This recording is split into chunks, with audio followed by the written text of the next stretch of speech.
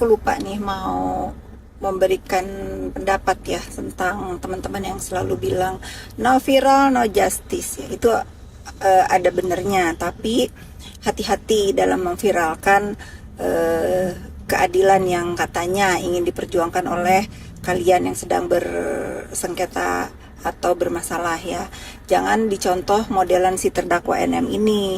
Dia memviralkan justru menjadi terang benderang bahwa yang bersalah itu dia nih. Saran aku tuh belum pernah menemukan lawyer sehebat Bang Biring ya yang dipakai oleh pelapor.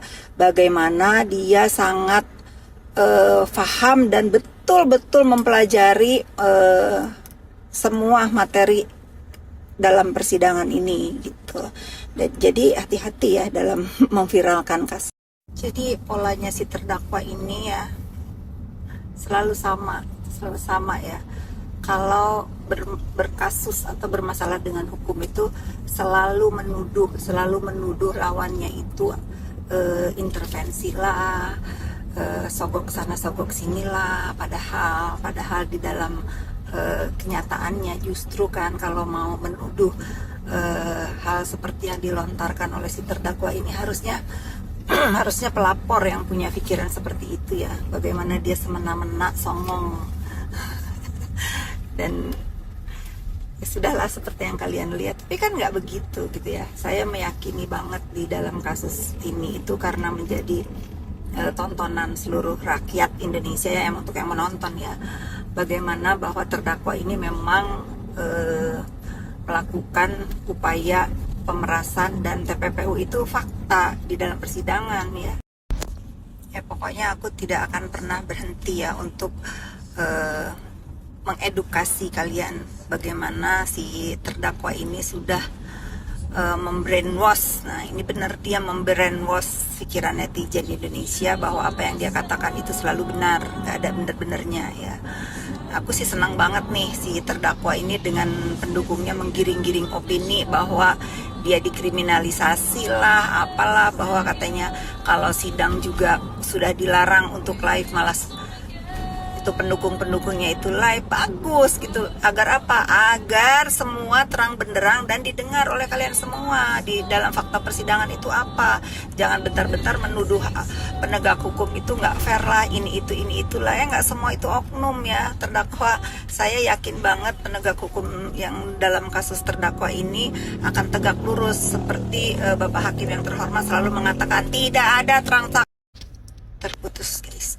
Seperti yang terhormat Bapak Hakim mengatakan sebelum setelah sidang ya, tidak ada transaksional dalam urusan ini. Kalau ada suruh lapor tuh ke KPK kemana-kemana. Bagus, aku suka banget kalau aku membela kebenaran ya, khususnya untuk mengedukasi kalian semua nih. Aku mah nggak gentar orangnya. Itu jangan bentar-bentar seperti yang terdakwa bilang pada saat pertama, saya mau ngomong, seolah-olah dia dibungkam. Ya ngomong aja. Ya ngomong aja, siapa yang larang kau untuk ngomong? Seperti nggak ada yang larang kau OOTD kayak mau syuting. Lah kau, kerja dulu netizen ya. Jadi polanya si terdakwa ini ya selalu sama ya. Kalau berkasus atau bermasalah dengan hukum itu selalu menuduh lawannya itu intervensi lah, sogok sana sogok sini lah, padahal di dalam kenyataannya justru kan kalau mau menuduh hal seperti yang dilontarkan oleh si terdakwa ini harusnya pelapor yang punya pikiran seperti itu ya. Bagaimana dia semena-mena songong dan ya sudahlah seperti yang kalian lihat, tapi kan nggak begitu gitu ya. Saya meyakini banget di dalam kasus ini itu karena menjadi tontonan seluruh rakyat Indonesia ya, untuk yang menonton ya, bagaimana bahwa terdakwa ini memang melakukan upaya pemerasan dan TPPU itu fakta di dalam persidangan. Oke, nah ini tentang pertanyaan netizen ya, tanggapan aku tentang Sandi yang komentar di Instagramnya, feednya Dr. Reza ya. Ya sebetulnya simpel ya. Kalau misalnya dia kesebut di dalam persidangan itu kan itu cerita kronologinya tuh yang terjadi seperti itu. Ya sebetulnya tinggal disebutkan aja apa arti segitiga bermuda itu. Simpel kok. Tenang kalau nggak apa namanya? Kalau nggak ada sangkut pautnya atau nggak ada salah ya tenang ya. Ini kan tinggal kewajibannya Dokter Oki yang menjelaskan gitu ya netizennya. Nggak adil ya kata netizen, apa pendapat aku juga tentang Dokter Oki yang disebut ya. Kalau aku terhadap Dokter Oki, aku pernah juga mengatakan ke Oki pada saat dia bersaksi di Kepanjen, katakan yang sebenarnya ya. Ya ini juga sama, katakan yang sebenarnya. Apa yang diceritakan oleh Dokter Reza itu apakah benar? Nah, peran dia itu apa? Gimana ceritanya bisa terjadi itu? Ya, katakan yang sebenarnya. Kalau tentang pendapat saya ke si Samira mah ya sudahlah. Kalian aja itu mah yang jawab, guys. Kita lihat aja nanti.